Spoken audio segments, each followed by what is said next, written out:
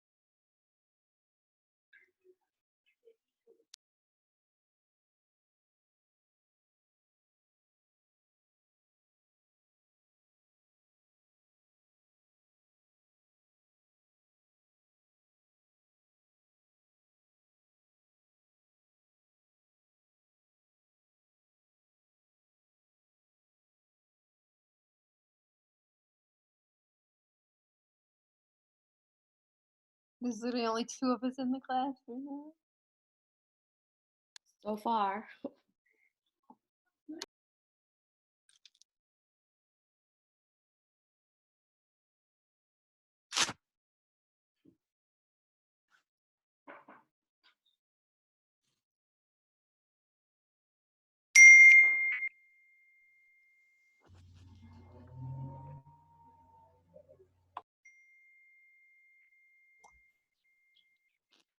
Hello, guys. Hi, Professor. How are you holding up? We're okay. I had work today. I had 3 coronavirus patients. Very good.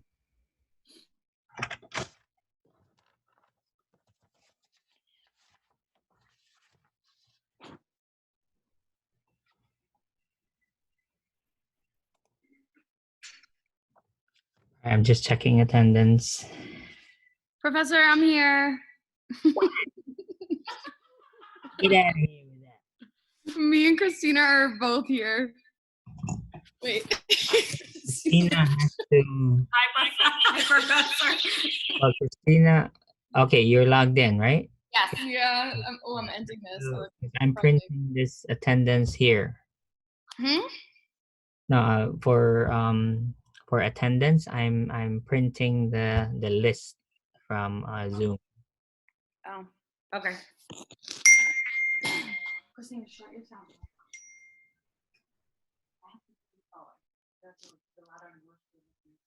No, you can turn off your notifications.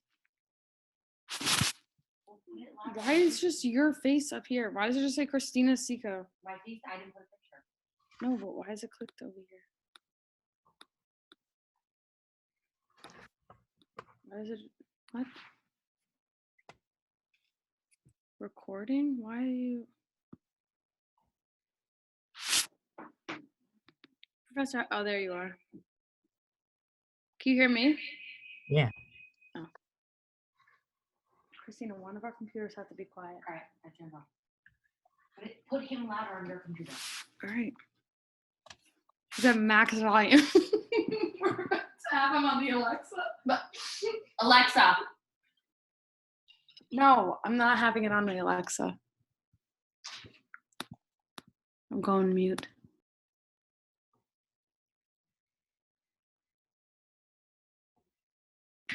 Don't mute me, Professor. Wait, mute.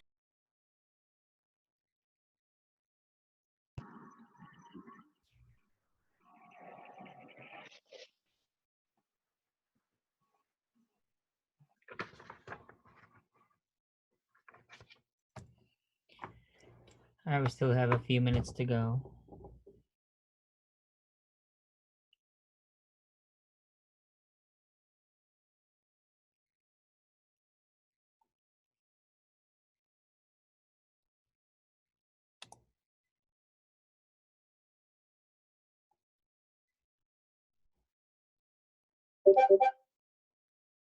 Hey, Professor. Yes, sir. How are you? Hey. Oh, hey, what's up? No, I just wanted to make sure I was here on time.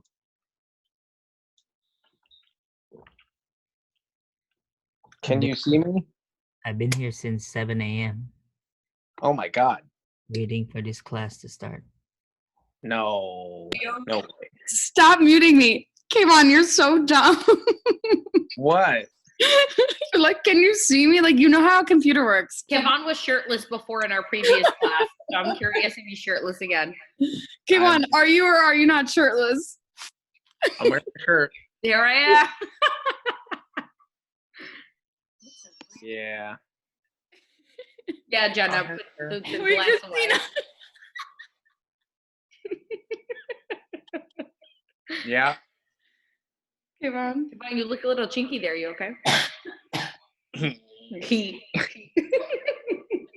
Ew, I can't actually get over how ugly I am. I'm gonna go put another face mask on.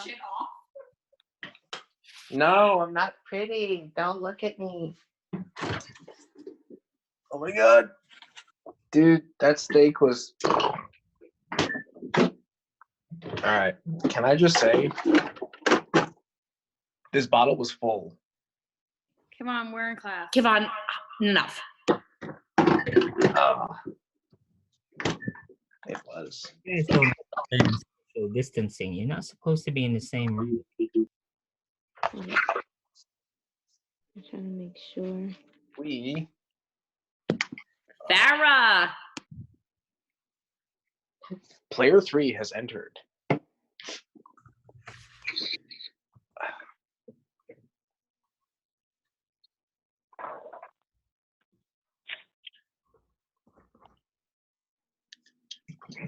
Alrighty. So, Professor, what chapter are we starting with? Start with 30. 30? All right, let me pull it up. Are we able to record this? Professor? Huh? Can we record this? I don't know if it's available on your end, but Oh, it's not. It's not.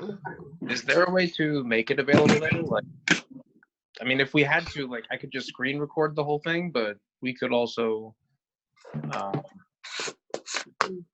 I heard from a person in the day section that it was capable of being recorded on the professor's end. There is a record button on the bottom of your screen. Yeah. Yeah, it is. Yeah. Oh, that was my textbook. Sorry. Oh, Oh, sorry, guys.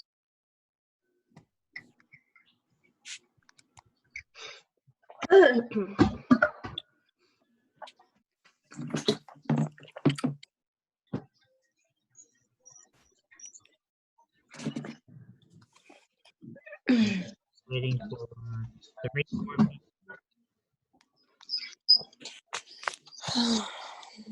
Professor, you can't really hear you. You're not American citizen pala.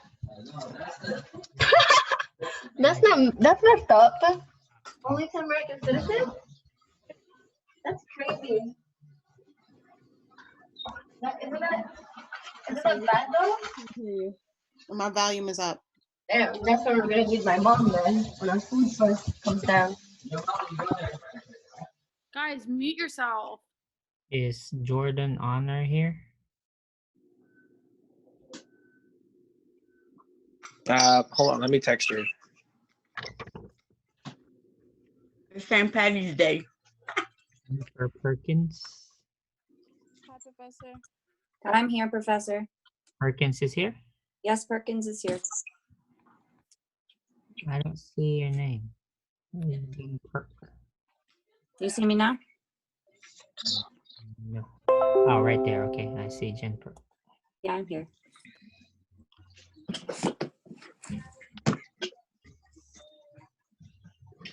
Alicia?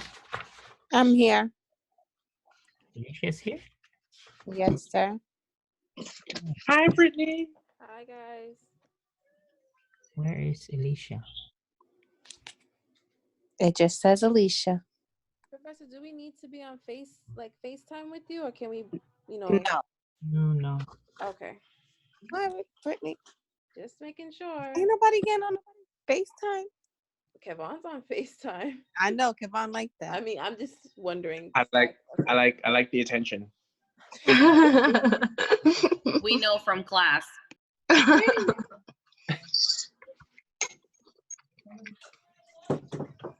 What am I doing? Jesus Christ. Professor, did you see me yet?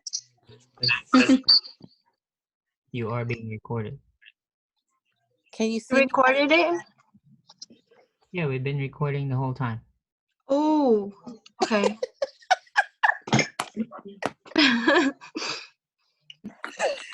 Goodbye, you still want to be on FaceTime? I'm here, man. I'm all here for it. Someone's got to sit front row. All right, it's 8:03. I'm gonna get started. Okay. What chapter are we starting with? Turn to chapter 30. Are you going to show us the book? Yeah.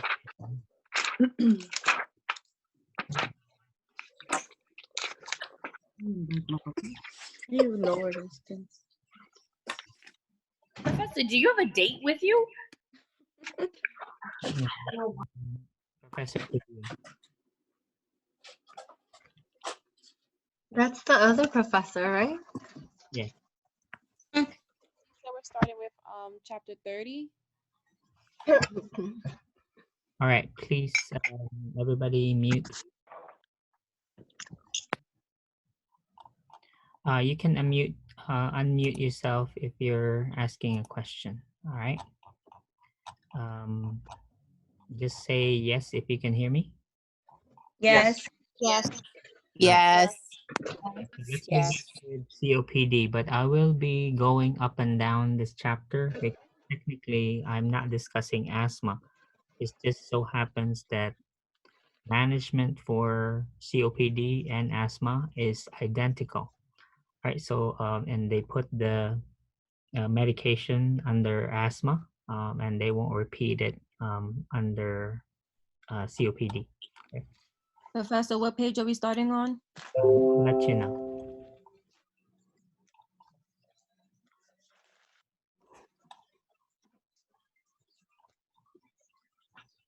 All right, let's start with page 572.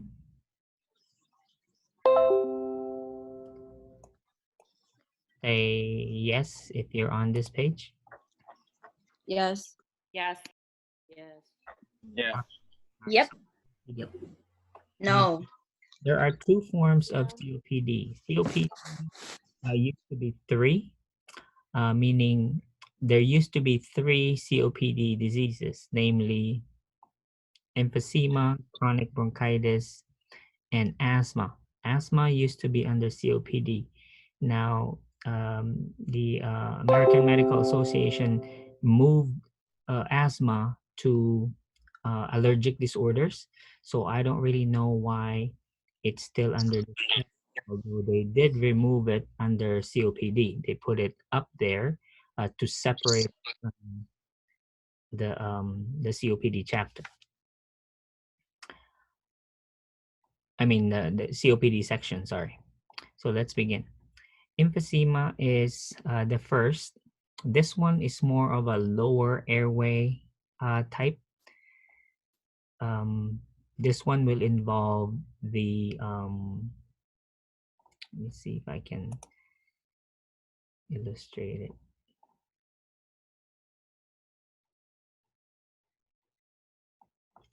Emphysema involves more the lower airway, and chronic bronchitis, of course, is going to involve the main stem bronchus.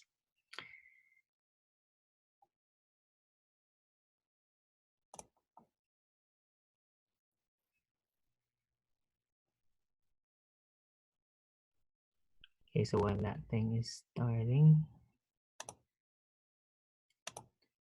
we continue here.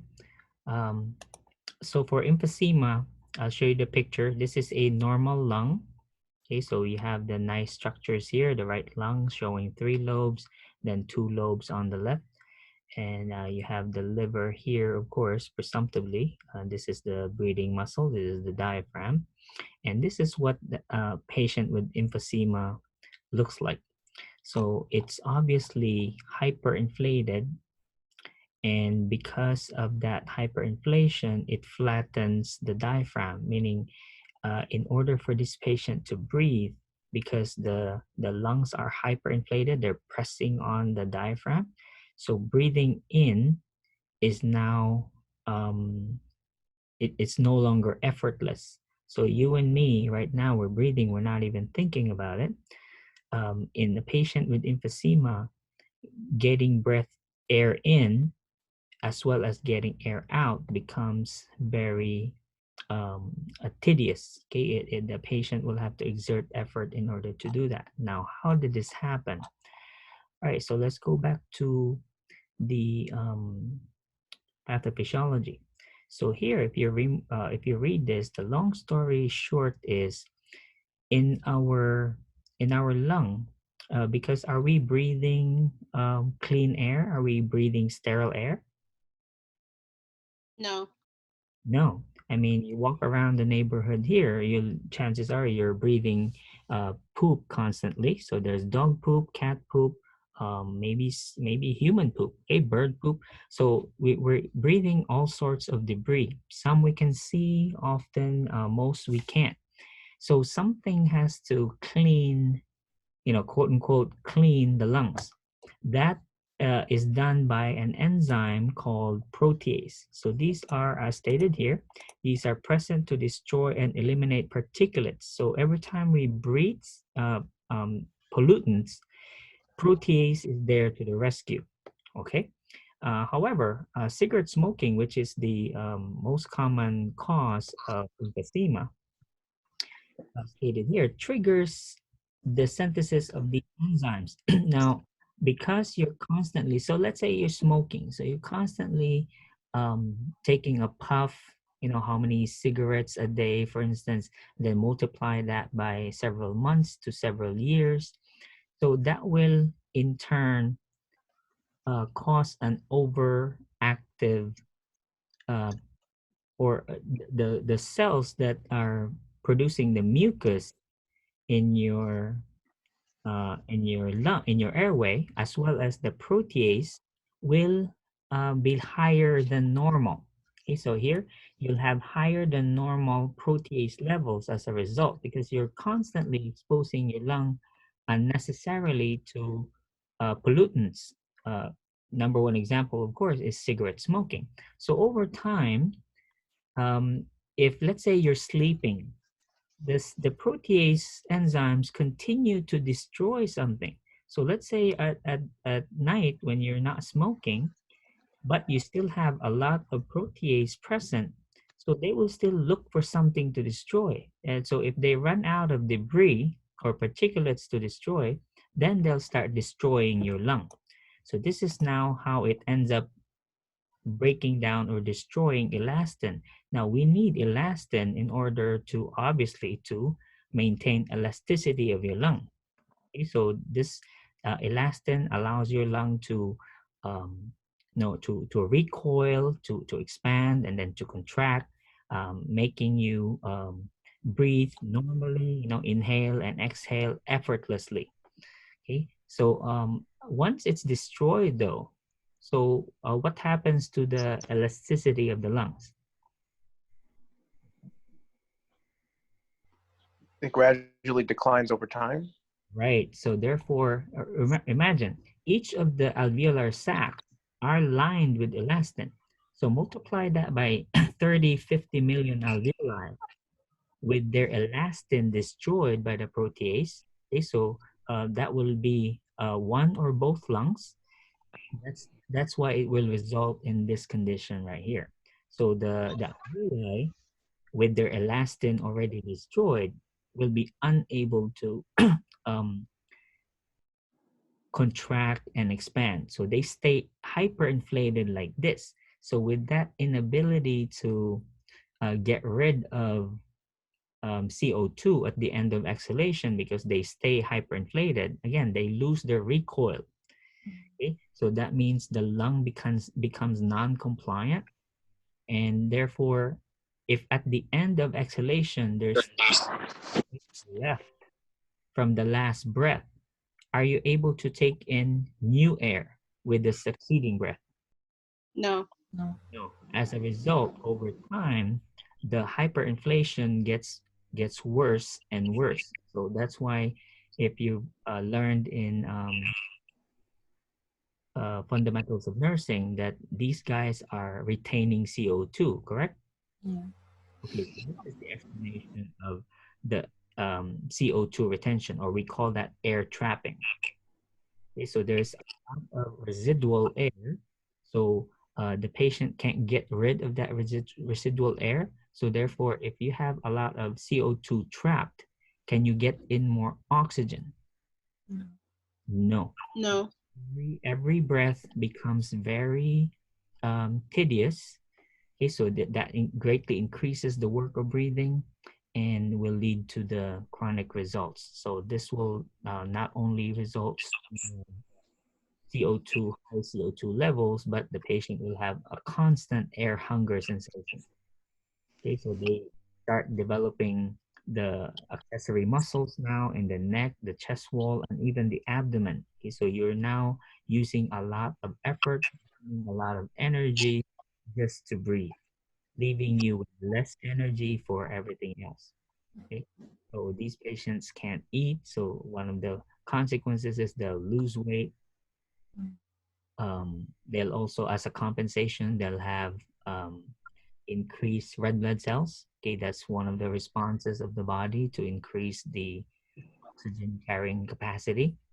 And we'll look at the other features. Okay, so any question about emphysema?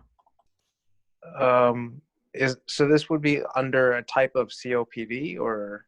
Yeah, again, there are two obstructive pulmonary diseases, namely emphysema, and then we'll discuss the second one shortly. So, sorry, last one. Does this contribute to atelectasis? Is that like something that just follows with this?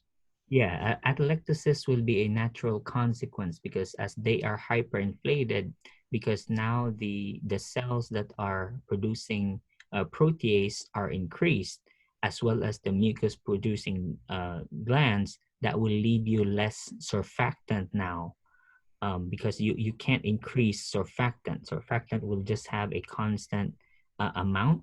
So therefore, if your alveoli are now larger, hyperinflated, that will leave you with less surfactant, and some areas of this lung will eventually collapse. Okay, got it. Okay. Any other questions for emphysema? Are you doing a class now?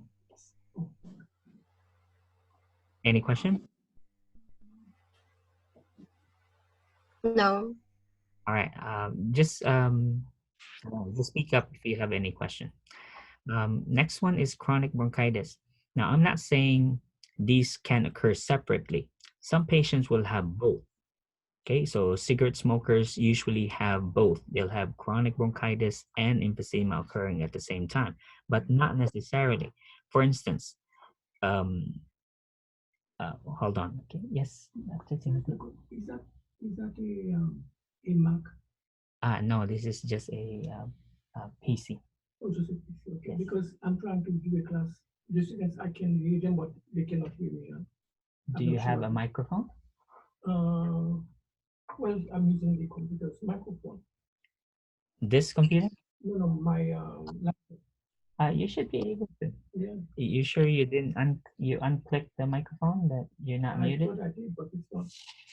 It's like I hear them, but they cannot hear me. I'm not sure what's going on. I'll help you during the break. Okay. Okay. I'm almost done. All right. Okay. Okay.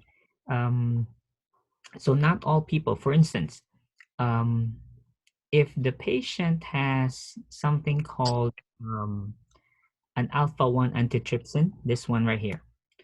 So remember, the body works by negative feedback, correct? Meaning if you have protease that will destroy particulates, pollutants, another enzyme must be produced in order to stop protease, correct? Yeah. Yes. Yeah. Like the diabetes, you have the trigger for insulin release is a high blood sugar level, correct? So therefore, the negative feedback there, of course, is if blood sugars drop, then that would be the trigger for canceling the insulin production, correct? Yes or no? Yes. So in the same way, besides protease, our body or our lungs particularly also produce this enzyme here called alpha-1 antitrypsin. So this is the other enzyme that will inhibit the release of protease that's mentioned right here. Okay, so alpha-1 antitrypsin inhibits excessive protease activity. In some people, they have what's called an alpha-1 antitrypsin deficiency. This is a genetic condition, meaning some people are born with this deficiency. So these are some of the people that, even without history of cigarette smoking, they develop emphysema.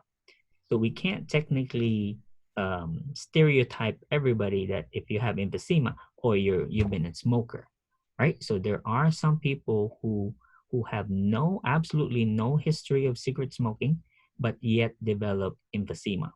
And they've discovered that these people have this deficiency, okay, because they have no history of smoking, so they'll test them for this deficiency.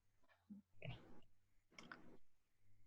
Here is chronic bronchitis. As I kind of mentioned earlier, this is the upper part now. So if this was happening, if emphysema was developing in the lower airways and in your lower respiratory tract, chronic bronchitis can also occur in the upper part.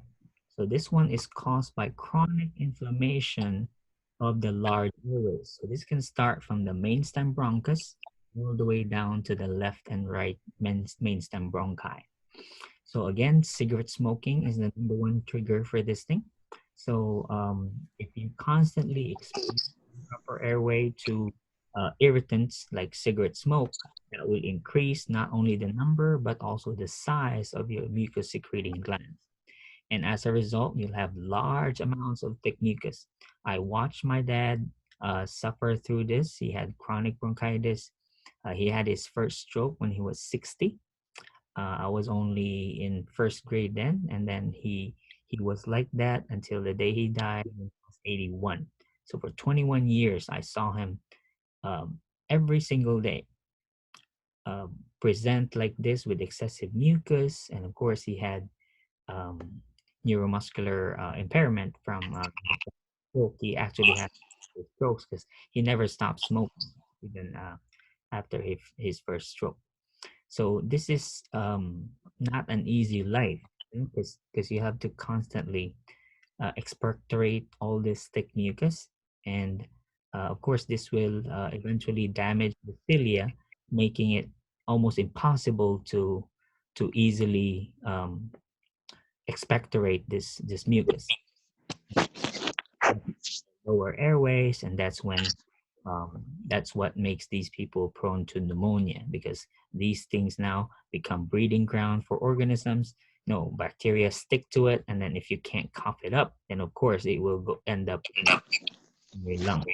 That's why people with COPD have to be given annual flu vaccinations as well as pneumonia vaccinations. Any questions so far with pathophysiology before we go to signs and symptoms? No. All righty. I'm not testing table 30-1. This is really not for nursing. Okay, before we go to signs and symptoms, they put the complications here first, so let's start with that. Now, if you imagine this picture right here for emphysema, and you have the heart right here, okay, between these two hyperinflated lungs, okay? So this is the mediastinum where the heart is living. Compare that with a normal person's lung. What happened to the size of the mediastinum if you compare these two photos? It decreased. All right, so that leaves less room for the the heart, correct? So in a way, can you say which side of the heart here will have the brunt of the workload? Because which side of the heart has to pump blood to the pulmonary circulation? Left. The right pumps the pulmonary. So the left side receives it from the lungs. So since the right side is the one that's pumping blood to the lungs to get oxygen. Now remember, there are blood vessels here. Okay, so blood vessels, you have pulmonary arteries, and then they become capillaries, and those capillaries wrap each one of those 30 to 50 million alveoli. Now with a hyperinflated lung like this, what will happen to the afterload imposed on the right ventricle? Would it decrease? Again, afterload refers to the resistance imposed by the vessels and the valves, correct? Now, describe the vessels, the lumen, the diameter of the vessels in a lung with emphysema. They be constricted? They are very constricted. Okay, we have 10 minutes and then we'll go for a break. So since they are now very constricted, what happens to the afterload? Increase. It increases the afterload. What will happen to the right side of the heart, the right ventricle? It'll hypertrophy. Right. So that's why one of the most serious complications here is heart failure, heart failure. However, since this one is not caused by a valve problem, not caused by an electrical conduction, not caused by an MI, this is caused by a pulmonary disorder. It's called cor pulmonale. All right, we have to distinguish, although on x-ray treatment is exactly the same. Okay, I mean, when you take a x-ray of this patient's heart, you'll see the same right side hypertrophy. You'll have right cardiomegaly. Now, we need to distinguish though, because the treatment, of course, will involve treatment of the respiratory problem on top of the heart failure medications. Okay, so there will just be additional medications given here. Okay, so although we're treating this patient with doables, you'll see later down the chapter, you'll see cor pulmonale active. There's a feature, oh, right here. Okay, so you have chart 30-9. If you compare this with chart 35-2 in chapter 35, this is exactly the same signs and symptoms. Okay, so this is showing you right side heart failure, which is systemic congestion. See, you have your dependent edema here. You have distended neck veins, right? If you here enlarged tender liver. If you compare this was exactly the list, with the exception of pulmonary hypertension. So in this instance, it's this condition here, okay, the increased pulmonary blood pressure that's causing the right side heart failure. Other, of course, are the patient will have chronic acidosis, or really they will have compensation eventually. We will have compensated respiratory acidosis. As I already mentioned, these patients will be frequent upper respiratory infections like the flu, URIs, simply because they can't get rid of the mucus. Mucus production, which traps microorganisms. So they'll have frequent readmissions for upper respiratory tract infections, but unfortunately they will lead to pneumonia. So these patients are admitted for that. If not that, if we catch it without pneumonia yet, then it'll simply be an exacerbation of COPD. Any questions before we go to? Yeah, Professor. So you're saying like you could have COPD, like emphysema, and then that can cause right-sided heart failure absent like, any left ventricular problems. Yeah, of course, once you have right side heart failure, eventually the left side has to compensate for that, right? Right. Both may appear eventually. So then would it be fair to say that if you start with like, because left-sided heart failure is probably the most common cause for right-sided, right? Yes, except for this one. So, but then if you get left-sided heart failure, would it be fair to say that you are now like at a higher risk for COPD or emphysema? No, not the other way around. Okay. Because I just want to make sure it doesn't like tie in like one more step, because like this will lead to right-sided heart failure, but left won't contribute to this. No. Okay. No. I mean, we discussed the pathophysiology. It's really either from cigarette smoking, or some unfortunate people have this deficiency right here. Okay. Causes them to develop it even without smoking. Okay. All right, I think it's time for a break, and I'll expect you guys back to log in around say 15 minutes or just 10 minutes. I'm 15. Yeah, I'm cool. 45. 15. I'll come back at 8:45. Okay. Thank you. Thank you. I'll log back in around 8:43. Okay. Okay. Sir, wala pa rin yung e-book ko. Hindi pa rin pinadala. Pwede bang ma-download mo yung sayo? Yung e-book mo? Hindi pwede. Sandali. Hindi pa napadala.